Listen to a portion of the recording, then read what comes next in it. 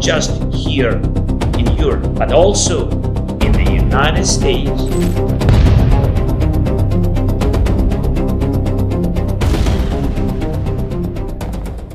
The Ukrainian army taught Russian forces two valuable lessons in the Donetsk region. The location was the Pokrovsk-Dobropillia junction in Donetsk. Russian forces initially announced that they had occupied large areas in these two settlements. This was indeed the case. Russian tanks were attempting to break through Ukrainian defenses in both settlements. Tank bombardments had significantly weakened the Ukrainian army's defensive capabilities. Ukrainian Armed Forces Commander-in-Chief Alexander Syrsky confirmed that at the beginning of the month, they had lost an area of approximately 5 square kilometers on the Pokrovsk axis. This loss was in the form of a narrow protrusion, consisting of small infiltrations from multiple axes and leaning against tree lines. Russian troops had even begun to establish trenches, command centers, and weapons depots here. However, Kyiv's military plan devastated the Russian army in Pokrovsk and Dobropillia. Even the Moscow administration would not have believed what its soldiers encountered in these two areas. So how did the Ukrainian armed forces achieve this in both Pokrovsk and Dobropillia? How did Kyiv rescue the areas in these two settlements from the heavy, collapsed quagmire of Russian occupation? The first place to observe is Pokrovsk. From Ukraine's perspective, the priority in Pokrovsk was quickly to suppress the flanks of the salient and establish a firelock on the retreat lines. Ukrainian military unmanned aerial vehicles marked supply vehicles in the rear lines, and medium-range artillery and rocket systems bombarded these lines intermittently. Kyiv's initial goal was to recapture the occupied areas in Pokrovsk. In the following days, counterattacks were carried out in waves, with HIMARS rocket systems and kamikaze-type UAVs descending like a nightmare on Russian troops and military convoys in Pokrovsk. In particular, every Russian convoy heading towards Pokrovsk, containing Russian main battle tanks, became a target for HIMARS rockets.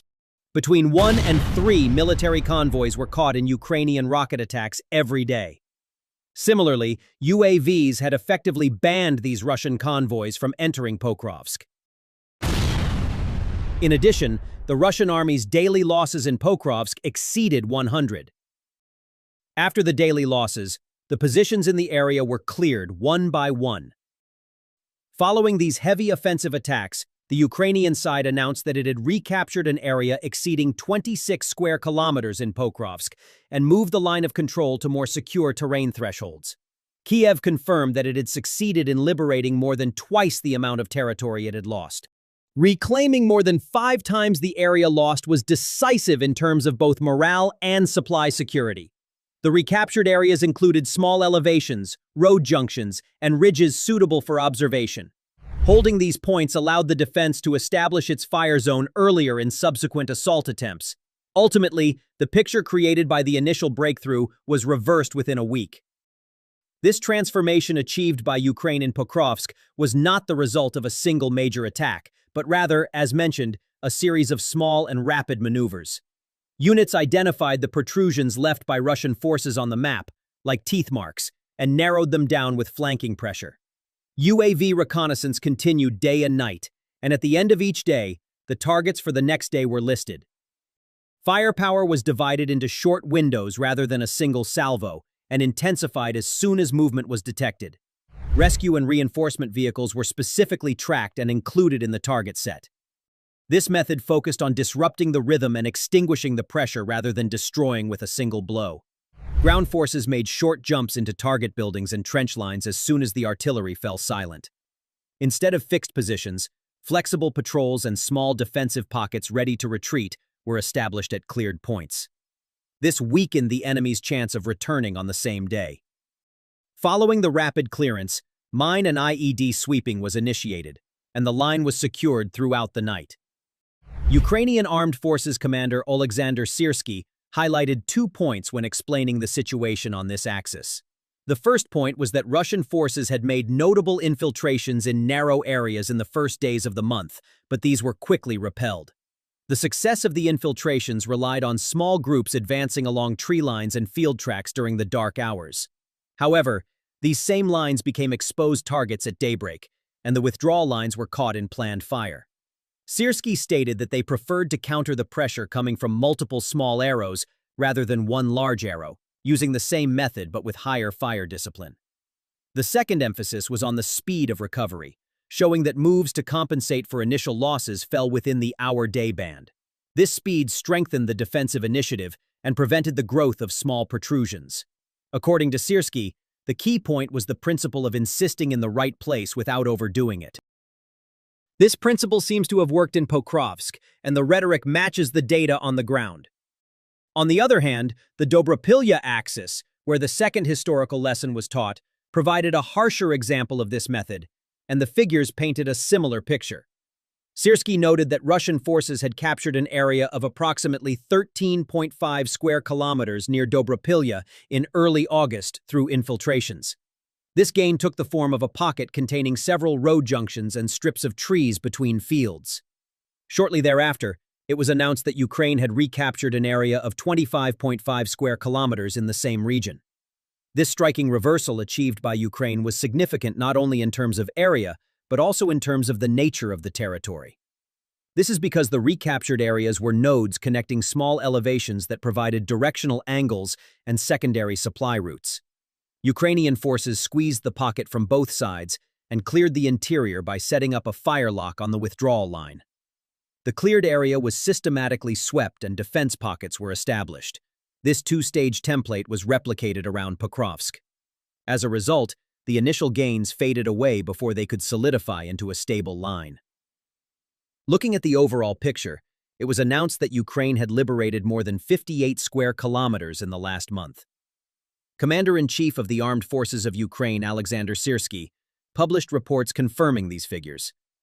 This number was not just gaps in the fields. Many small settlements and terrain thresholds were included in this total. The liberated areas included road junctions, small water crossings, and ridges suitable for forward observation. This selective approach focused not only on the area, but on reclaiming usable territory.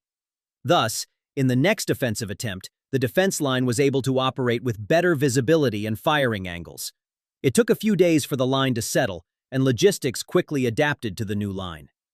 During the same period, the number of Russian attacks remained high in both regions but did not deepen. This situation showed that the offensive spread horizontally but could not break through vertically. The defense dampened the widespread offensive by dividing it into parts and turned every opportunity it created into small counterattacks. The end-of-month balance sheet showed that this strategy worked. Ukrainian sources reported that more than 350 Russian attacks were repelled in just 1 month in the Pokrovsk direction. This number illustrated the continuity of Russian forces' attempts, but the limited impact. The Russian army's attacks were repeated across a wide front with small groups and reinforcement convoys. Efforts to establish machine gun nests, mortar positions, and small trench lines in the gray zone intensified. However, the setup phase became a target due to reconnaissance and fire coordination. Ukrainian military drones tracked Russian troop movements in Pokrovsk and Dobropillia, especially at night, and fire usually arriving before dawn dispersed these small pockets. Rescue attempts were caught in follow-up fire, and the positions were vacated again before the day ended. Thus, the effort to expand the gray zone failed to become permanent despite successive attempts. The continuity of the pressure could not undermine the speed of the defense. The line's breathing space could be re-established every day, and logistics adapted to this cycle.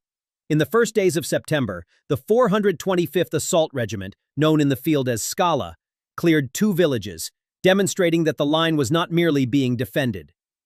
Operations in Novoekonomichne and Udachne resulted in brief but intense clashes within and around the settlements. Both settlements were reportedly cleared of Russian forces. The units used small armored elements and infantry teams together at the entrances to the settlements. Key buildings were marked and taken with quick raids, and artillery and UAV support was provided to the surrounding lines. The dismantling of positions within the settlement was planned block by block, not street by street, and the duration was not extended. As soon as the ceasefire was established, reinforcements that could come from the rear lines were kept under UAV surveillance. Retrieval attempts were delayed because the access route was hit, and the success of the first day became permanent. Search teams were deployed to look for explosives, and then a flexible patrol system was established. The capture of these two villages increased the security of the surrounding roads. In the following days, the pressure in this pocket remained short-lived, unlike the previous month. Meanwhile, the 7th Rapid Response Corps of the Ukrainian Airborne Assault Forces clearly described the Russian forces' intention to expand the gray zone borders around Pokrovsk. The initiatives began with small trenches dug at night, machine gun nests, and partial positions opened along the terrain line. The goal was to raise tomorrow's line of defense today and create cumulative support. If undetected, this method can turn into a small protrusion within a week. The Ukrainian side responds to this risk with thermal observation and mini UAVs. Positions are marked on the first night. Indirect fire is opened the next day, and suppression teams enter on the third day. These suppressions, carried out before the position is completed, extinguish the attempt at the outset. When the gray zone remains in open terrain, subsequent night attempts become more visible. When this cycle is operated day by day, the bubbles that emerge cannot grow.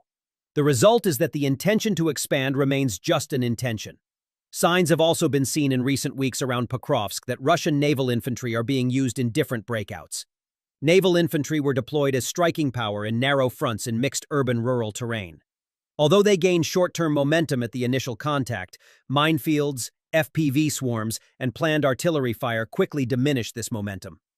The passages where armored vehicles could be used remained limited, and the Russian army's engineering elements suffered losses early on. When recovery and withdrawal vehicles became targets, the second wave dispersed without advancing. This scenario prevented the single-wave breakthrough approach from working in practice. The attacks were divided into smaller parts, which played into the hands of the Ukrainian army's defense.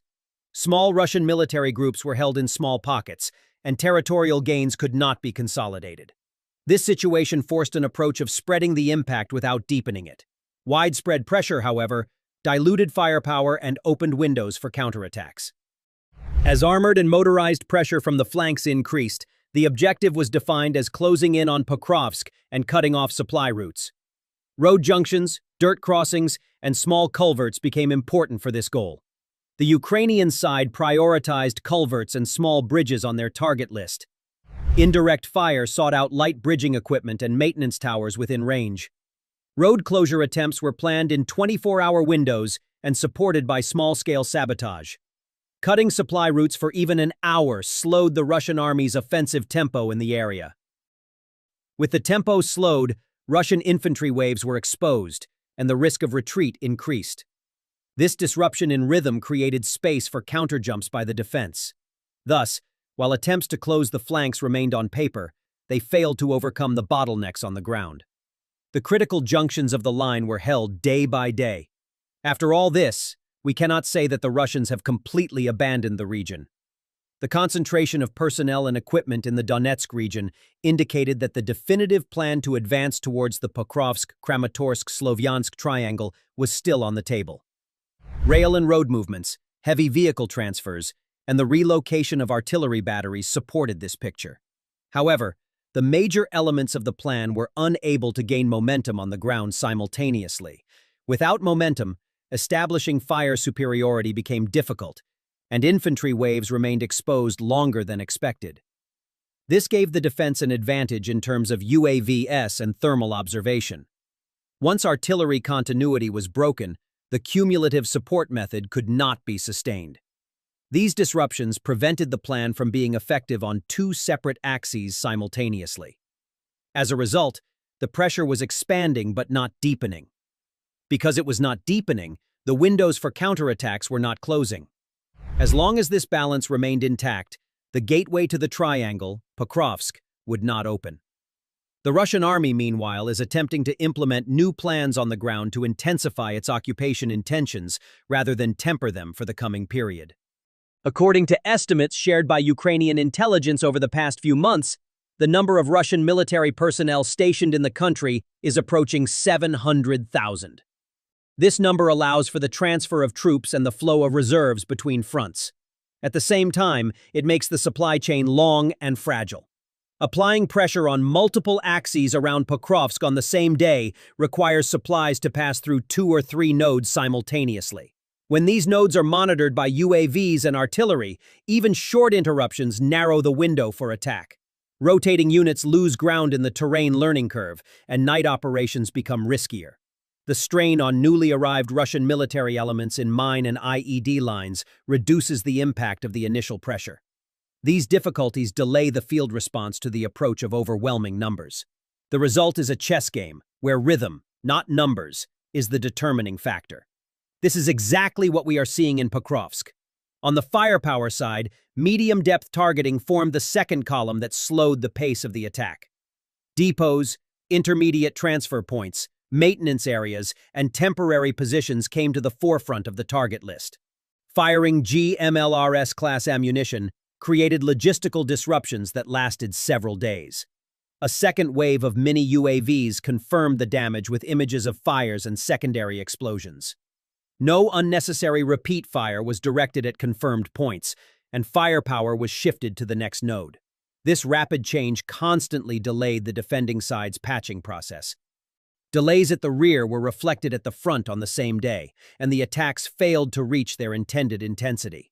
When the first wave faltered, the supporting waves hesitated, and the attempts to advance scattered. This chain repeated itself day after day on the front line. Every hit that disrupted the rhythm allowed the defense around Pokrovsk to relax. Electronic warfare and counter-UAV measures were another part of the tactical picture around Pokrovsk. GPS jamming attempts and communication disruptions were used by both sides. The Ukrainian side re-established the targeting chain after brief periods of silence. Mini UAVs, used especially in the early morning, operated at low altitude with terrain masking to identify targets. To counter the Russian side's tactical UAV flow, close-range jammers and hunter UAVs were deployed. This push and pull did not occur in the same way every day, but on average, the defense's reconnaissance capacity was maintained. Radar and anti-aircraft layers were deployed not on a large scale but in critical windows. Images guiding indirect fire were collected with sufficient frequency. This continuity prevented small protrusions from growing. The electronic warfare scene became the silent ground determining the real impact of artillery and rockets.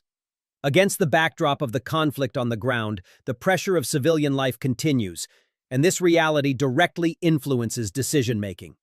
Alarm cycles lengthened, interruptions increased, and evacuation windows became more frequent in settlements around Pokrovsk. Local authorities linked temporary shelter and basic service flows in risky neighborhoods to flexible models. Rapid response teams were established for critical infrastructure repairs. Faults in electricity, water, and communication lines were resolved within most days. This resilience indirectly supported the morale of the troops at the front. Because the value of defense is measured not only at the front but also in the city. As the city breathes, the front becomes calmer. The command kept combat and logistics planning synchronized to maintain this balance. When this synchronization is lost, the political impact of small military successes also weakens. The terrain continues to be central to decisions in Pokrovsk. Open fields, tree lines, small elevations, and culverts define the limits of tactics. While the route of the roads allows for short resupply intervals, it increases the risk of being targeted. Every ridge under control provides several kilometers of superior visibility. When this superiority is combined with night thermal imaging, it becomes costly for the attacker. Minefields force the attacker to the flanks, allowing the defender to establish a pocket of fire. Groups entering the pocket spend more time and resources trying to get out. When rescue attempts become targets, the second wave is worn down. Thus, wide arrows narrow within the terrain and break into small attempts. For the defense, this scenario translates to a manageable rhythm. Possible scenarios for Pokrovsk in the coming weeks hinge on two variables. The first is the impact of weather conditions on the terrain and armored motorized mobility. As the rainy and muddy season approaches, passages may narrow, and culverts could become more critical. This will increase the value of the UAV artillery chain and may make short windows more decisive. The second is continued pressure on rear depots and transfer nodes. If this pressure continues, the intensity of attacks reflected on the front may again struggle to find a rhythm. The Russian side will try new routes and time slots, and some of these may produce results. However, if the defense maintains its reconnaissance and fire synchronization, these results may remain short-lived rather than permanent. If the bubbles are deflated before they grow, the line can be stabilized again along the same line. In this context, Pokrovsk will maintain the image of a closing window rather than an opening door. All these results on the ground appear straightforward and supported by numbers. The total monthly liberation of 58 square kilometers in Pokrovsk and Dobropillia showed that these two examples are not exceptions, but the norm. The Russian army's flanking pressures, attempts to cut off supplies, and the Marine infantry's use of narrow fronts have been stalled by terrain and fire thresholds. As long as these conditions remain unchanged, what will make history in Pokrovsk will not be a single major attack, but the sum of small and rapid counterattacks. Thank you for watching.